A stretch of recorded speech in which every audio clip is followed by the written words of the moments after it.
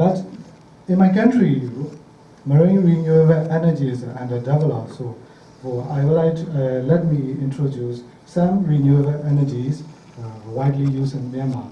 So the most widely used is hydroelectric power generation from the river and creek. So because our country has several river and creek, so we can generate.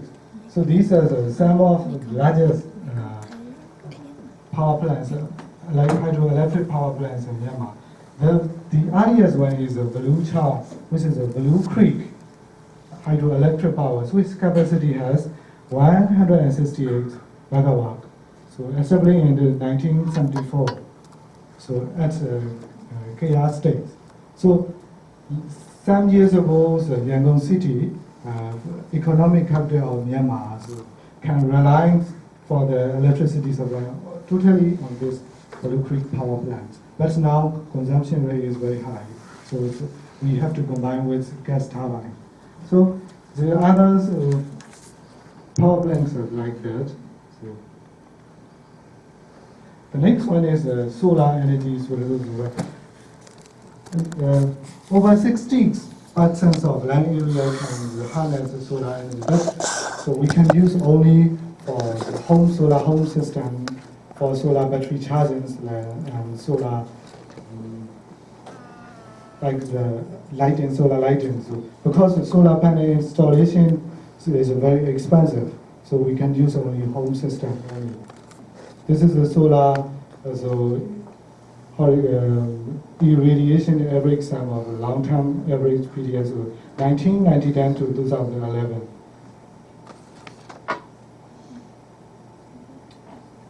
Another one is a biomass, a biofuel. But this is renewable energy, but which has a carbon emission. But our country is mostly reliable as an agricultural sector. So that's why the biomass energy is a very important sector in Myanmar. So coincidentally, today is 2nd March, so it is Farmer Days of Myanmar. So I'm very glad to honor farmers of Myanmar with this slide. So I would like to introduce one example of biomass energy extraction. This is my family rice mill power, using in my family power rice mill. This is a gas extraction from paddy shell. So here is a chambers, and in the chamber there is a paddy shell and a band. So which emerge gas. So extract the gas from this chamber, and but in the gas there was impurities, so like carbon disposal. So we spray with water inside, and the disposers are drained with water this at the side. So the clear gas comes out, and this is a gas extraction pump, and so and that passes through this item. This is a filter. This also contains paddy shell as used as a filtration material. So remaining impurities are also settled in this tank and then move out. So clear gas are directly enter to this engine, this diesel engine. So operating these engines with the paddy shell gas, and so operating this rice mill directly. So these engines are about 200 kilowatt power.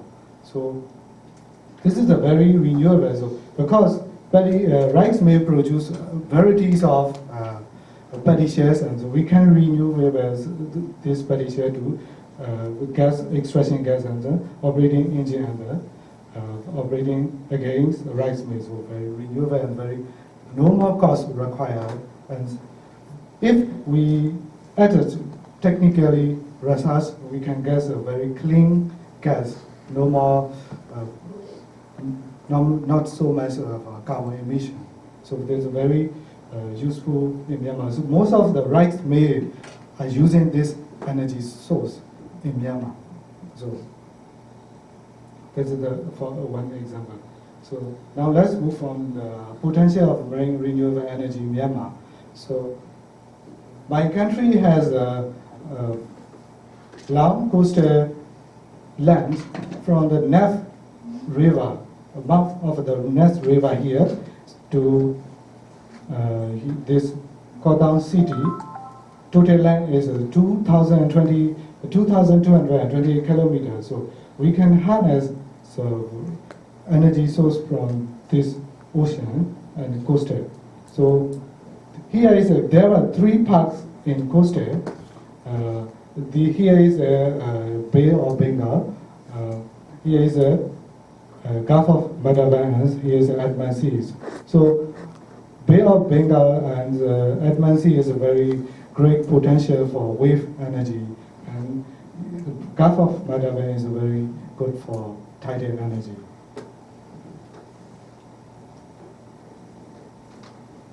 For tidal energy potential, so Myanmar has several sites having some of the largest tidal rate in Southeast Asia.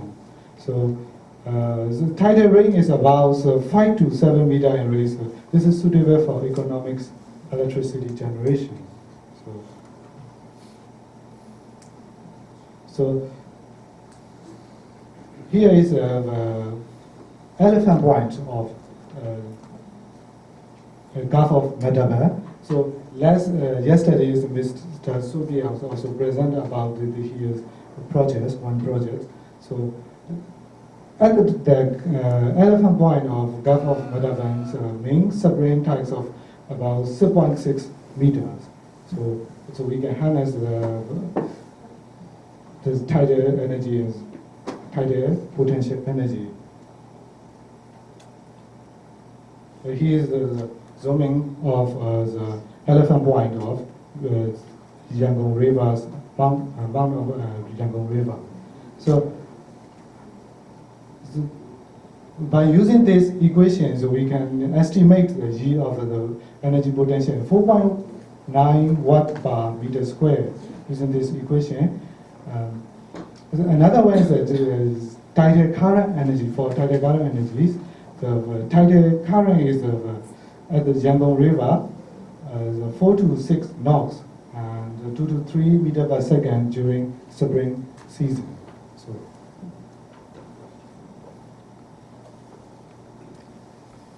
So for the wave energy, so our Myanmar also has a great annual wave energy is very high at the Atman Sea. So here is a significant wave height about so all these regions, the Southeast Asian region. Here is our coastal region. Here shows a wave period in the wave period. Here is the wave power for annual mean wave power for estimation in this region. This is for near north. In my country, there was 2 monsoon, northeast and southwest monsoon. This is a northeast monsoon from December to March. Here is a southwest monsoon region. The wave power potential for southwest monsoon season. Here is the inter-monsoon season for April to May. This is the inter-monsoon season for October to November.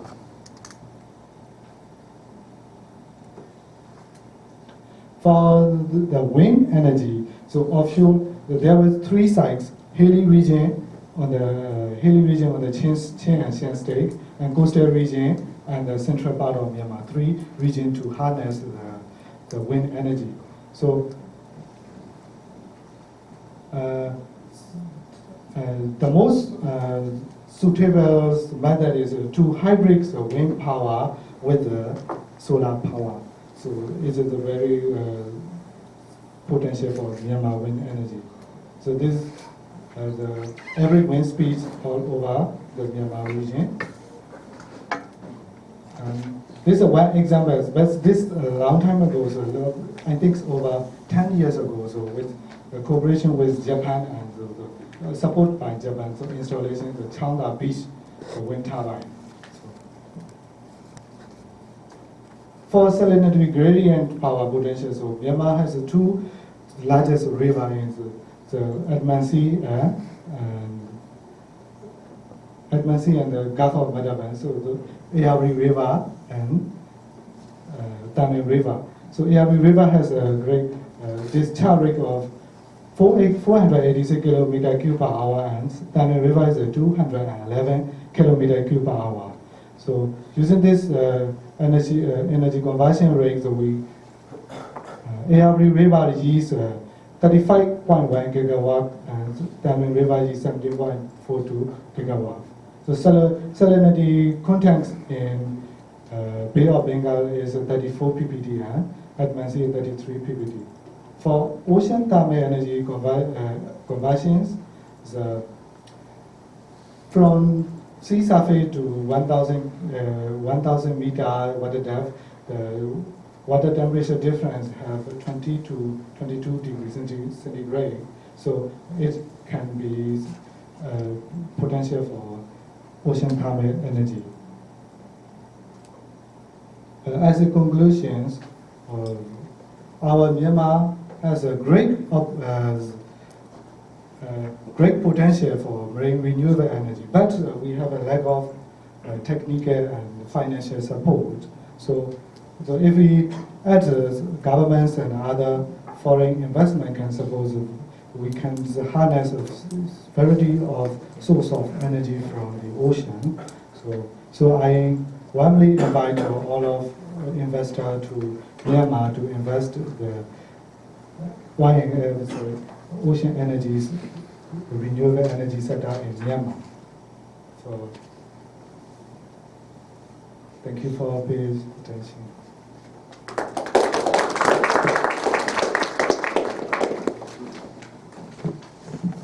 Thank you again. Does anyone like to ask any questions about energy in Myanmar? Sorry, Myanmar.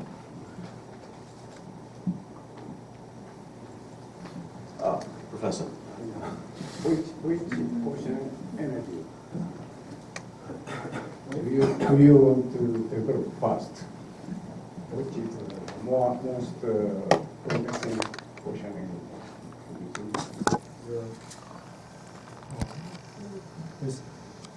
You showed several kinds of ocean energy. I think it's a great potential in tidal energy. Tidal energy is at the mouth of Yangtze River. It's a very great potential. Usually, tidal range power. Yes. You need much cost and have environmental program in the Yes. You should solve those problems. Yes. I think there was another question at the back. My name is Diman from Saga University. Thank you for your presentation. Do you have any sea trials in your country? Because we are afraid of, we know that there are many heavy typhoons or hurricanes in your country. So do you have any sea trials? Did you have? Sea trial? Yes, sea trials, sea test in your coastal region, in your country. Yes, under the weather forecast department, there was some data for testing the sea. So do you put your device in your coastal region? Yes, but not me. Some researchers from weather forecast department put some device. Actually, I think my friend's department also have a research put at the Napoli beach in the Bay of Bengal. There was Napoli beach, so we put some device to test the wave and other data. Thank you. Any further questions? Okay, in that case, thank you very much, Mr. Linden.